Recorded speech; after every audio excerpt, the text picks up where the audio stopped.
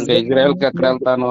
Israel జనాభా 1 కోటి కన్నా మించదు. అందులో కూడా 5% క్రైస్తవం ఉంది. యేసు నమ్మరు వాళ్ళు.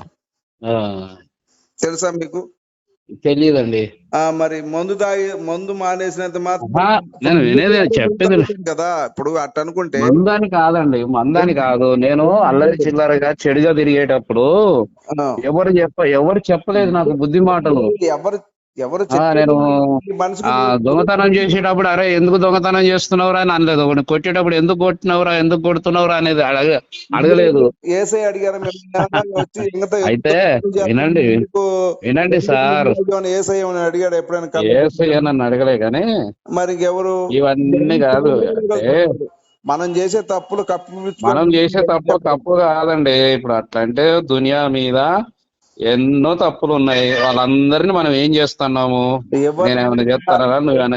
ఎవరో ఏదో తప్పు చేసి ఎవరో కాదండి, ఎవరో కాదు. నీ ఇంటి పక్కనే తప్పు చేసేటోళ్ళు ఉన్నారు. వాళ్ళని ఏమంటున్నాం మనము? తప్పని ఎవరు అంటున్నారు? ఎవరన్నా అంటున్నారండి? అంటున్నా నేను. సరే, నువ్వు మంచి మనసుతోటి నువ్వు మంచిగా అంటున్నావు గానీ ఎవరైనా చెప్తున్నారండి అట్లాగా? ఇంకా కాలానుగుణంగా మారిప్పుడు మనం ఇప్పుడు అంత పెద్ద సభ పెట్టినప్పుడు బైబిల్లోంచి మంచి వాక్యాలు ఉండాలి కదా. మంచి చెప్పండి అంటే నాకు తెలియదు అంటున్నారు. మంచిగా చెప్తారండి. మంచిగా చెడు ఎవరు చెప్పరుగా. అరే ఒకరిని చంపురా, ఒకరిని కొట్టురా అని ఎవరు చెప్పరు కదండి. ఉంది మరి బైబిల్లో ఉంది. అవి ఉన్నాయి కానీ అన్ని అవి చెప్పరు కదా. కాదండి, బైబిల్లో చంపమనే ఉంది. యెహోవా దేవుడే చంపమంటున్నాడు. ఎక్కడ చంపమన్నాడు అండి? అది ఇప్పుడు మొత్తం చెప్పే కదా మీకు. ఏమో ఆ సబ్జెక్ట్ నాకు నేను వెళ్ళలేదు. ఇంకా మీరు ఏదో ఎక్కిచ్చేస్తున్నారు మాకు. కాదండి, మీరు చదువుకోండి. చదువుకుంటాను. అవన్నీ వచనాలు ఇవ్వండి, చదువుకుంటాను. రాసుకోండి. ఆమోస్ 7వ అధ్యాయం రాసుకోండి, 17 నుంచి 18. ఏం చెప్తారు? మీ భార్యలు వేసులగుదురు, మీ పిల్లలు నేలకేసి కొట్టబడుదురు, మీ పిల్లలు ఖడ్గం చేత చంపబడుదురు, మీరు అపవిత్రమైన దేశమందు చత్తురు అంటున్నాడు. అలాగే ఆమోసు 9వ అధ్యాయం చదవండి, 1 నుంచి 2లో యెహోవాకు ఏం చెప్తున్నారు? వారిని తల పగలగొట్టి చంపండి, వారు తప్పించుకొని పాతాళాలకు వెళ్ళినా ఆకాశంలో ఉన్న చెయ్యి చాచి పట్టుకొని మీకు అప్పగిస్తా అంటాడు. ఇంకెక్కడికి వెళ్ళినా కూడా వాళ్ళని పట్టుకొచ్చి మిమ్మల్ని మీకు అప్పగిస్తా, చంపేయండి అంటున్నాడు.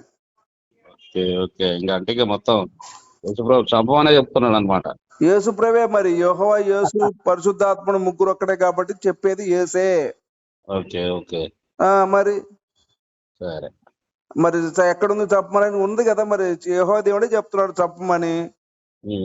ఇప్పుడు మీరు చెప్తున్నారా మరి? తప్పుంటదండి ఫోన్ చేసి. అదే కదండి, ఇప్పుడు చర్చికి వెళ్ళే వాళ్ళు తప్పుతున్నారా మరి అలాగా? ఇప్పుడు యెహోవా దేవుడు చెప్పాడు కదా, మరి వీళ్ళు అలా చంపుతున్నారా? చంపుతారండి.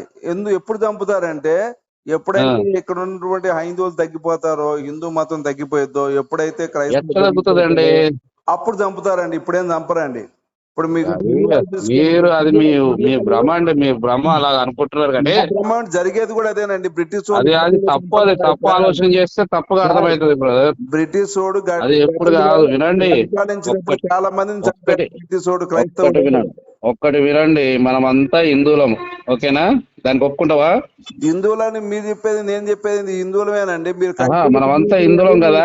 నేను కన్వర్ట్ అయ్యి మళ్ళీ వెనక్కి వచ్చాను, అంతే తేడా. సరే, నేను చెప్పేది వినండి. మీరు చెప్పింది నేను విన్నాను కదా. నా డౌట్ కూడా క్లారిఫై చేయండి. ఇప్పుడు మనం అంతా హిందువులం కదా. అవునండి. మనం అంతా హిందువులం అన్నప్పుడు మనకు అంతా మనం సహోదరులం, మనది హిందూ దేశం అని అంటున్నాము. అవును. మరి మన దగ్గర అరే నువ్వు తక్కువ జాతి, నీది ఎక్కువ జాతి, నువ్వు ఇదేంద్ర బాబు మా గుళ్ళోకి రావద్దు అని చెప్పేసి అని అంటున్నారు. మరి దాన్ని ఏమందాం చెప్పండి? ఇది కూడా స్టాక్ డైలాగే. ఇది కూడా నా చిన్నప్పటి నుంచి. నీకు స్టాక్ డైలాగ్ ఏదో చెప్పండి, నాకు ఆ డౌట్ ఉంది, చెప్పండి. నీకు స్టాక్ డైలాగ్, నీకు స్టాక్ ఎక్కువ ఉన్నట్టుంది. సార్ వినండి, ఇప్పుడు మీరు మీ గుళ్ళోకి నన్ను రాని, నేను గుడి కట్టుకోవాలి గాని నేను దేవుడు రావద్దన్నాడా? దేవుడు అరే మీరే రావద్దు అంటున్నారు. నేను హిందువుడనై ఉన్నాను. వినండి, నేను హిందువుడనై ఉంటే ఏ గ్రంథంలో ఉంది? ఇక్కడ యెహోవా చెప్తున్నాడు వేరే వాళ్ళని చెప్పమని. ఏ గ్రంథంలో? హిందూ గ్రంథాల్లో చెప్పమని ఉంది, చెప్పండి వేరే వాళ్ళని. నేను హిందువుడనై ఉండి నీ గుళ్ళోకి రానిత్తలేవు. దాన్ని ఏంటి చెప్పండి, మీరే చెప్పండి, బాగుంది చెప్పండి. అది అవునండి. మీకు జరిగిందా? ఇప్పుడు రిజర్వేషన్ ఎందుకు పెట్టాడు? భారత రాజ్యాంగం ప్రకారం రిజర్వేషన్ ఇవ్వలేదు. ఎందుకు పెట్టారు మీకు? నాకు వేరే ఆఫీస్ పని ఉంది, నాకు నాకు మళ్ళీ చేయండి. కులం మాది అదే కులం, మాకు ఎందుకు పెట్టారు, మనకు ఎందుకు పెట్టారు? అప్పట్లో మనం ఇబ్బంది పడ్డాం కాబట్టి మనకు ప్రత్యేకమైన రిజర్వేషన్ ఇవ్వడం జరిగింది. దానికి ఉన్నతమైన కులాలు కూడా ఒప్పుకున్నాయి. మీరు ఎట్ట అనుకుంటే ఇది రాజ్యాంగం రాసినోడిది కాదు కదా, పన్ను కట్టేది కూడా బాధ్యతగా కడుతున్నారు కాబట్టి మనం చదువుకుంటున్నాం, మనం ఫ్రీగా అన్ని అనుభవిస్తున్నాం, అన్ని రాయితీలు అనుభవిస్తున్నాం. మనం ఎవడు ఇవ్వలేదండి, గవర్నమెంట్ ఇవ్వలేదు. ఇంత రిజర్వేషన్ పనికి వెళ్తున్నాం. హలో పనికి వెళ్తున్నామండి, పనికి వెళ్తున్నాం, పని చేసుకుంటున్నాం, వస్తుంది. ఎవడు ఏ రిజర్వేషన్ ఇవ్వలేదు, ఏ రాయితీలు ఇవ్వలేదు, ఎవడు ఇస్తలేడు. కానీ ఎస్సీ ఎస్టీ బీసీ కులాలకి లేదా రాజ్యాంగం ప్రత్యేకంగా ఉందా లేదా చెప్పండి మీరు. ఏమున్నదో ఏమో అది మీకు అర్థం. కానీ అలా చెప్తారు. నహోము 3:3 అక్కడ ఏముంటదో చిన్న మనకి ఎందుకు వచ్చిన గొడవ అండి చెప్పండి సార్. చిన్నపిల్లల్ని బండకేసి కొట్టి చంపేయాలంటే వాడు దండుడు అంటే యెహోవా దేవుడు చెప్తున్నాడు. యెహోవా యేసు రెండు ఒక్కటే కదా. అలాగే ఎవరైనా ట్రైనింగ్ అయ్యారు కదా, మీరు ట్రైనింగ్ అయ్యారు కదండి. ఆ అమ్మాయి ఎత్తి ఆమె మానాన్ని చూపించాలంటే ప్రపంచానికి యెహోవా దేవుడు. మీరు ట్రైనింగ్ అయ్యారు కదా, మీరు ట్రైనింగ్ అయ్యారు కదా, ట్రైనింగ్ ఏం నేర్చుకున్నారు చెప్పండి జరా. ఇవే నేర్చుకున్నానండి. ఏది? ఇవే నేర్చుకున్నాను ట్రైనింగ్ లో.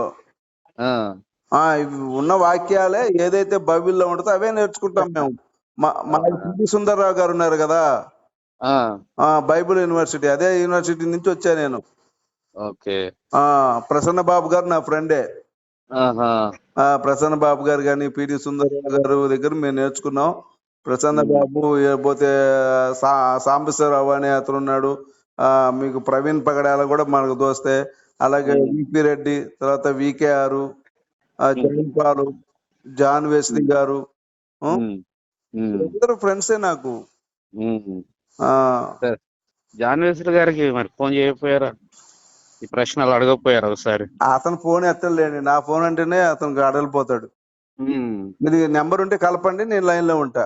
నాకు నెంబర్ లేదండి, వాళ్ళతో మేము మాట్లాడం. ఇప్పుడు మీ పెద్ద పాస్టర్ గారు ఉన్నారు కదా, ఆయన నెంబర్ ఇస్తారా ఎవరినన్నా?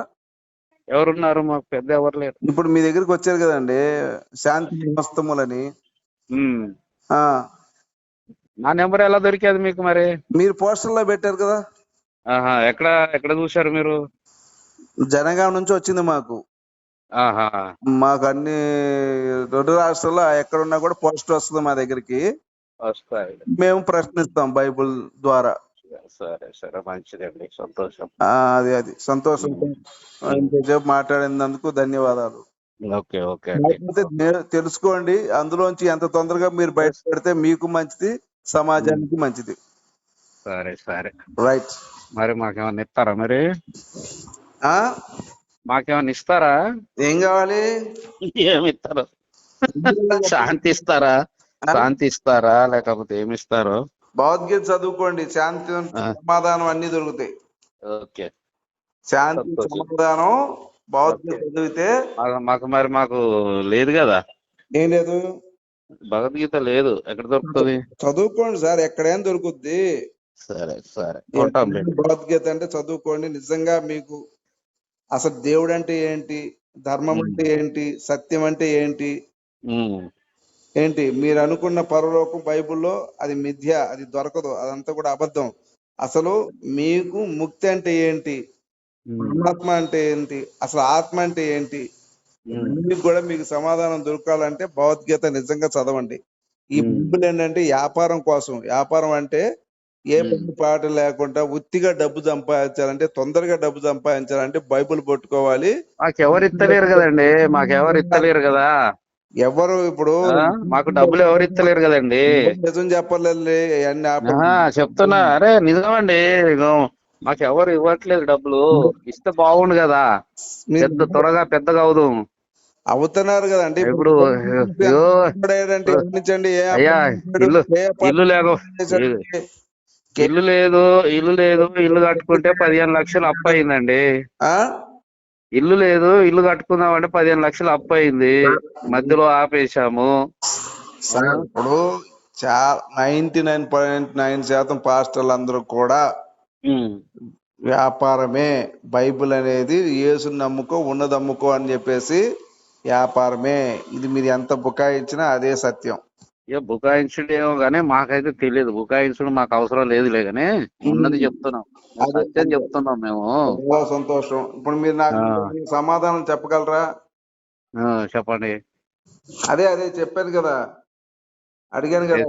మీక 6వ అధ్యాయం చదవండి, అందులో నేను చదివి 13 చెప్తున్నాను. ఆఫీస్కి వెళ్తున్నాను, పనికి వెళ్తున్నాను. మా సార్ కోపం చేస్తాడు తర్వాత. డిస్టర్బ్ చేయొద్దు. అంటే మీరు ఆ, నెంబర్ పెట్టారు కాబట్టి పని. నేను ఫోన్ చేయడం జరిగింది. ఓకే ఓకే అండి, సంతోషం. నో ప్రాబ్లం, సంతోషం. ఇలాగైనా కలుసుకున్నాము. ఓకే ఆ, ఓకే. ఓకే అండి, ఓకే ఓకే. రైట్.